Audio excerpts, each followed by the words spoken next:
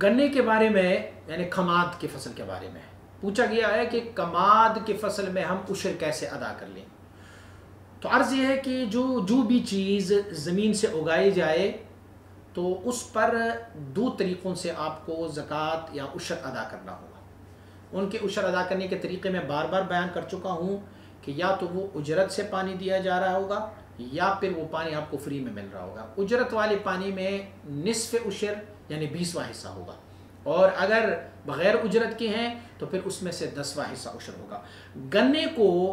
हम उशर कैसे अदा कर सकते हैं, क्योंकि गन्ना हमारा जो है वो तोल के हिसाब से तोला जाता है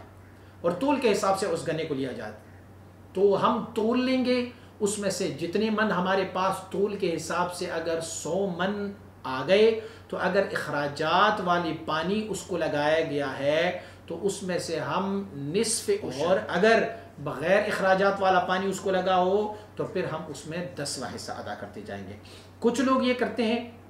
कि जब हम गन्ने की कटाई करते हैं तो गन्ने की कटाई के साथ हमारी मज़दूर हमसे उजरत ले लेते हैं उस गन्ने की कटाई का, और फिर हम वो लोड कर लेते हैं ट्रैक्टर ट्राली पर या बसों पर लोड करके उसे फिर मिल तक लेके जाते हैं या बाज़ार तक लेके जाते हैं। तो ये सारे अखराजात भी उसमें आते हैं कि क्या हम ये अखराजात उसमें से मनहा करके बाद में उशर अदा कर लें या सबसे पहले उशर का नाना अखराजात मनहा नहीं की जाएंगे, सबसे पहले उशर अदा किया जाएगा, उसके बाद जो है वो अखराजात को मनहा किया जाए। अच्छा, गन्ने की फसल में एक और बात भी पूछी जा रही है कि जब हम गन्ना काटते हैं तो उसमें से एक सीधा सीधा वो गन्ना होता है, दूसरा उनके ऊपर वाले पत्ते होते हैं जो सब्ज़ पत्ते होते हैं, तो वो भी हम तो गन्ने से उसको काट देते हैं। तो अक्सर बेशतर वो पत्ते जो है वो किस काम के आ जाएंगे, क्या उसमें भी उशर अदा करना होगा? हाँ, अगर वो पत्ते भी आप बेचते हैं आगे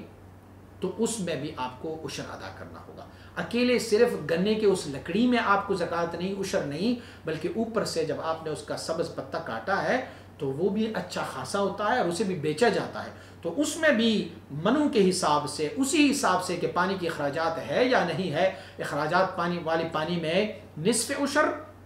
और बग़ैर अखराजात वाले में पूरा उशर अदा करना हो।